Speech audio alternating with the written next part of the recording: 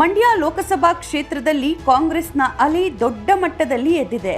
ಅನೇಕ ನಾಯಕರು, ಮುಖಂಡರು ತಮ್ಮ ಪಕ್ಷವನ್ನ ತೊರೆದು ಕಾಂಗ್ರೆಸ್ನಿಂದ ಕಣಕ್ಕಿಳಿದಿರುವ ಸ್ಟಾರ್ ಚಂದ್ರು ಅವರಿಗೆ ಬೆಂಬಲವಾಗಿ ನಿಂತಿದ್ದಾರೆ.